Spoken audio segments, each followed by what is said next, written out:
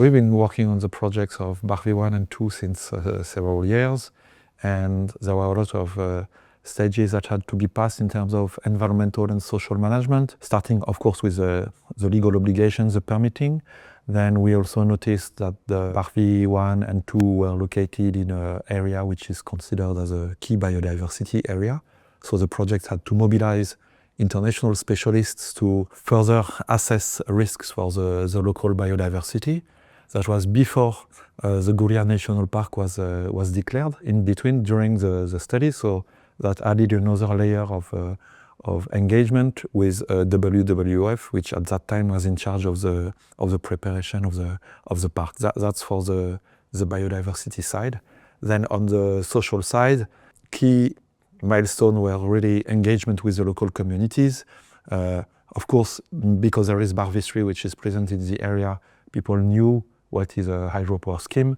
They had a clear perception of what this can involve into their day-to-day life.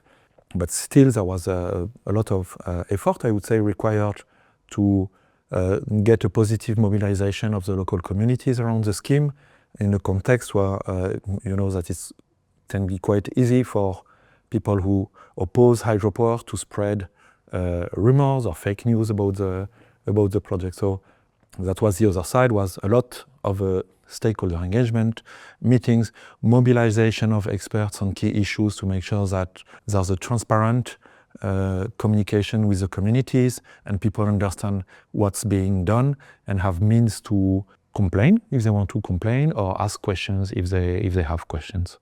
If you look at the project, technically speaking, it is a very standard technology.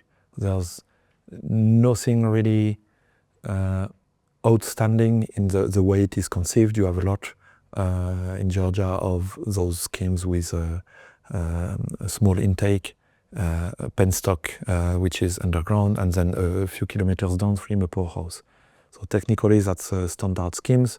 On the environmental and social sides, where the project makes a difference is really through the application of international standards in the sense that in comparison with projects in Georgia where fish ladders would be built in a careless manner, here there was a lot of effort put into the design of the fish ladders, and there will be a lot of effort put into monitoring that the fish ladders are effectively working, that we have fish passing through. So that's I think, where we make the difference and put us in the upper class in terms of comparison with similar schemes at the international level.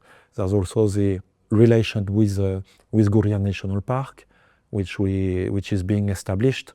The main point being that the project had committed to reforest as much as it would have deforested because of its footprint.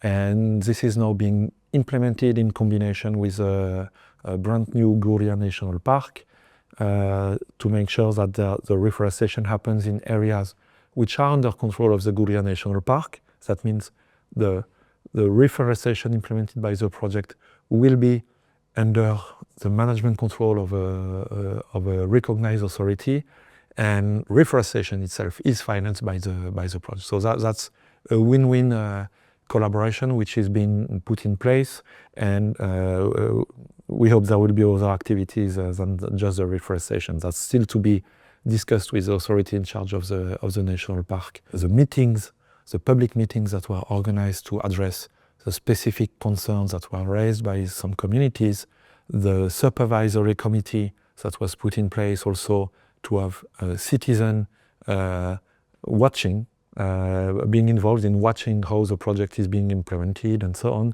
That's really best practice, an example for other developers in Georgia.